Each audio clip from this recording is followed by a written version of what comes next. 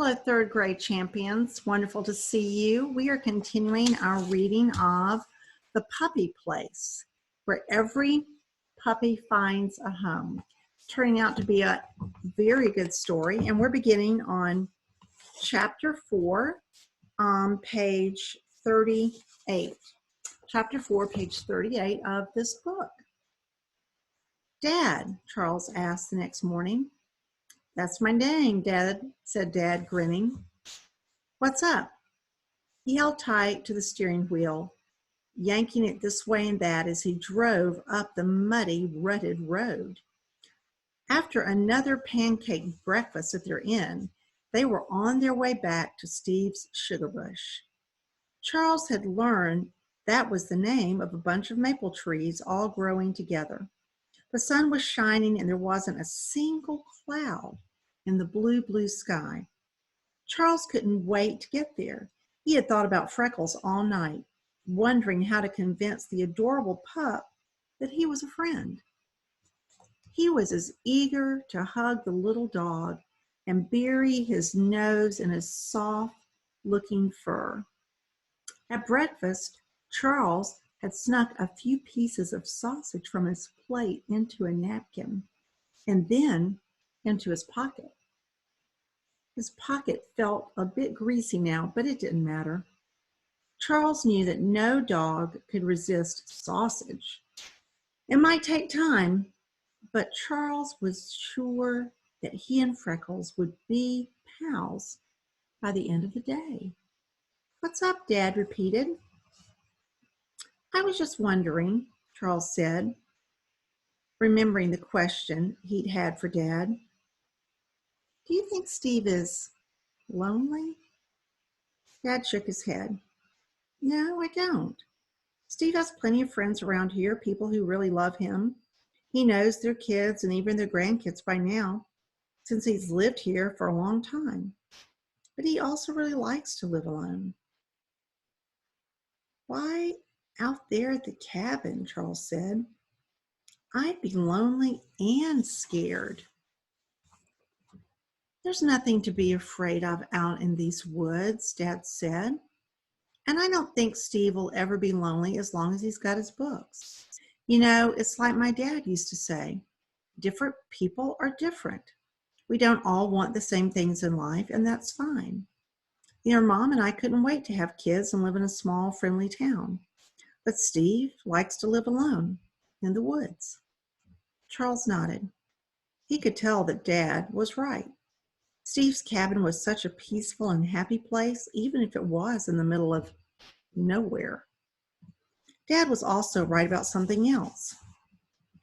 The hike to Steve's cabin did not seem as long on the second day.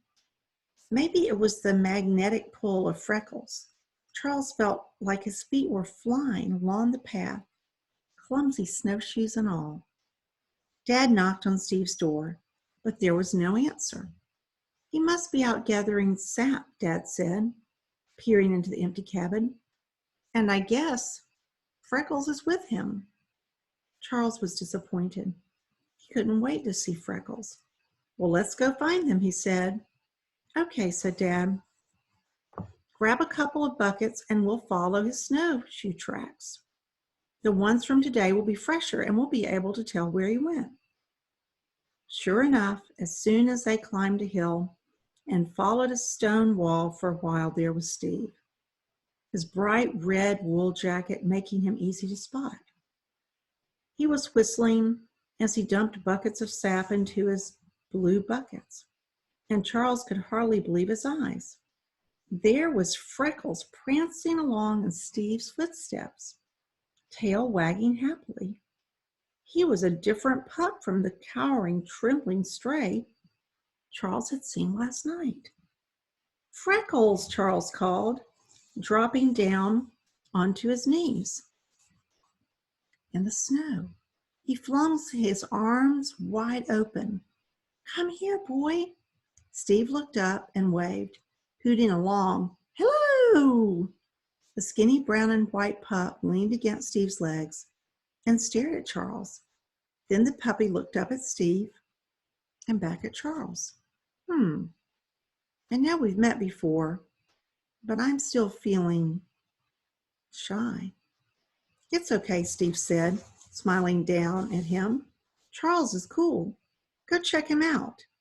He waved in Charles' direction, and after a few hesitant steps away from Steve, Freckles seemed to make up his mind.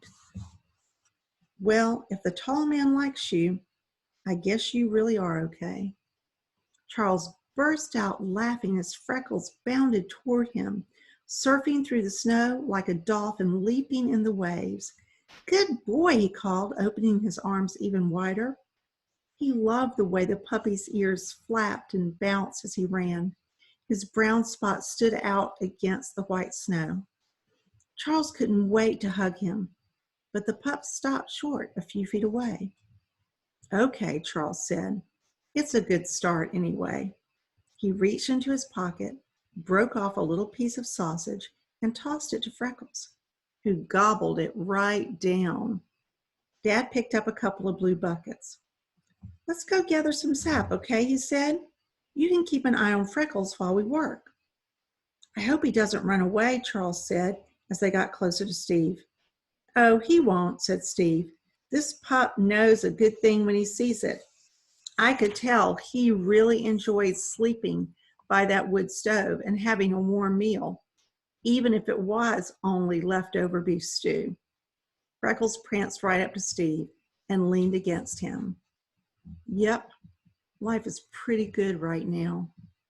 Charles felt a twinge of envy. Freckles really seemed to like Steve. He knew it made sense since Steve had been taking such good care of the pup, but still, dogs always liked Charles, and Charles was proud of that. He felt Dad's hand on his shoulder. Patience, Dad said with a wink. How did Dad always seem to know exactly what Charles was thinking? Charles smiled back at Dad.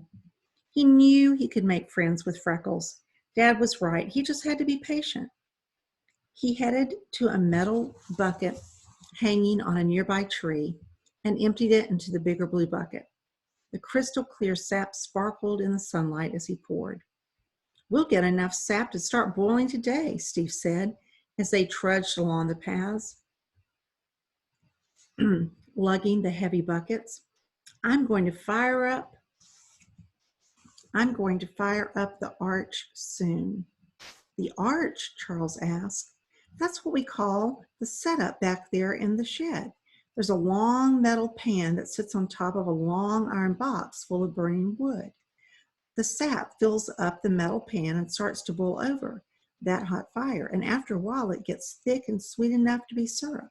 Then we draw it off and bottle it up. Cool, said Charles. He noticed that Freckles was leaning against Steve's big leg again. He reached into his pocket, pulled out another little piece of sausage, and tossed it to Freckles. The puppy caught it in midair and gobbled it down. You'll make friends fast that way, Steve said, smiling at Charles. Your buddy here is a hungry guy. By the time they had finished emptying all the buckets, Charles was sore and tired. Gathering sap was hard work, especially with so much snow to wade through. Steve's paths meandered around the beautiful open woods, over hills, along stone walls, and beneath moss-covered rocky ledges. Steve had names for each of the areas within his sugar bush: the North Slope, the Old West, the hinterlands. Charles was sore and tired, but he was happy too. Thanks to the sausage, Freckles was already beginning to come all the way up to him when he called. He let Charles scratch his head and pet his neck. Once he even leaned against Charles. Back at the sugaring shed, Steve lit a wood fire that he'd laid inside the long firebox. He turned a valve on a long pipe that came out of the tank, and sap started to fill the metal trays on top of the fire. See, in this section of the tray, the sap starts to warm up, he said, pointing. Then it goes into this part and really starts to boil hard. The sap has to boil a lot to make syrup, and most of it goes up in steam. It takes over 40 gallons of sap to make 1 gallon of syrup. Let's stop right there on page 47. and we'll continue there tomorrow. Thank you, third grade champions, and take care of yourselves.